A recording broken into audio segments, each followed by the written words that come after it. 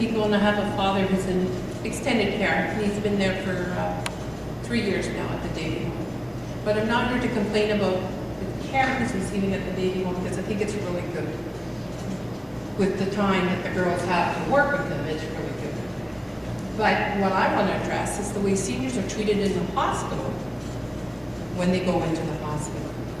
Because I can tell you stories that would probably bring you tears to your eyes. And I don't want to go there right now because I'll start crying. But this man, my father's 89, took excellent care of himself his whole life. So he's going to live longer than what a lot of seniors will. He's probably going to make it into his 90s if he doesn't end up having a stroke due to anxiety from what's happened to him from December to now, visiting the hospital 3 times. No, sorry. Yeah, 3 times he's had to go in and come back out, but not stayed for any long period of time.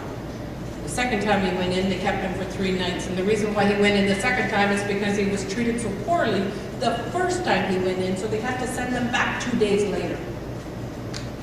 So after he came out that time, I signed a piece of paper at the Davy home saying, you cannot send my father back into that crazy house unless you check with me first. Because seniors are not treated with respect. And I'm not the only one. Like, I've talked to a lot of people whose parents have gone there. And even just a simple appointment last Wednesday got me so darn riled up that I've been trying to reach somebody at the hospital who's in charge of public relations, or what did I call it was? Patient relations. You have somebody there called patient relations.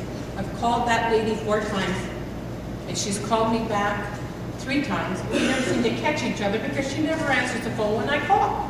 And she calls me back later, and I told her I'm not going to be there, but she calls me back anyways, and I'm not there.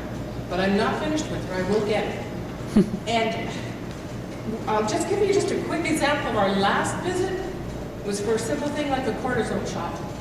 Booked 8 weeks prior.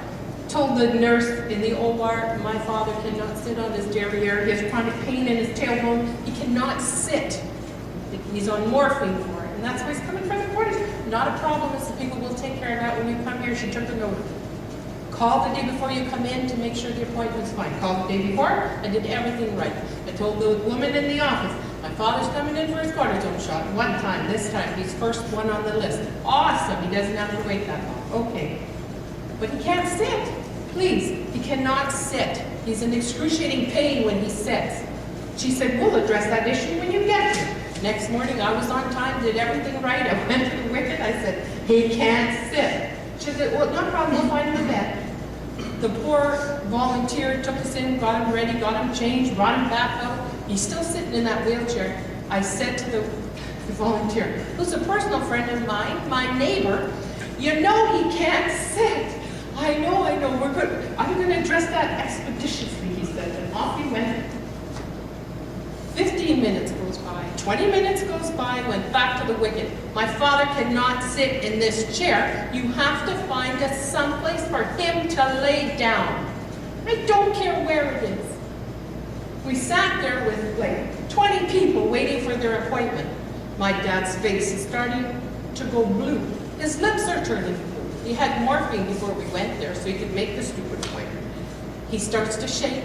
He starts to cry. It's 30 minutes. I said, I'll get you another cushion. I folded the cushion. I fixed it up for him. Does that feel better, Dad? Oh, yes, that feels better. That's better. Okay. 40 minutes goes by. By this time, his head is hanging down, and he starts to cry for his mother. A man who doesn't have bad dementia is crying for his mother. So I got up, and I said, that's it, we're out of here. It was on to 50 minutes. They made him sit.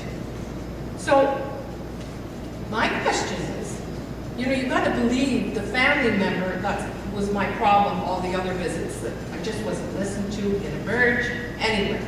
So I said, we're leaving. And the RPN jumped up really fast. Oh, no, don't leave, you're first on the list. I know I'm first on the list. But it's already 2 hours. He's been sitting here 50 minutes. I said, it's time for us to go. We're going to get you a bed. They found him a bed in like 2 minutes from the time I got up. I was pushing him out the door to get him dressed, to take him back to the care bus. They found us a bed in the same room that he was going to have to wait for his shot There were 4 beds in behind the curtain, tucked up against the wall, that were not being used that day. It wasn't taking anybody's spot. It was in the endoscopy room, the waiting room for patients in the endoscopy room, where you wait to go and you wait to come back when you wake up. And right around the corner from the endoscopy is where people wait for knee surgeries or whatever surgeries they're going to have. It was all day surgery usually. So all we had to do, we waited there for another hour. He laid down on a bed that nobody was going to use, because that bed was just put off in the corner with the other 4 beds hidden behind a curtain. Nobody was using that bed. He wasn't taking it from anybody else. They just didn't bother to make the flippin' effort. That's, just the way seniors are treated in the hospital.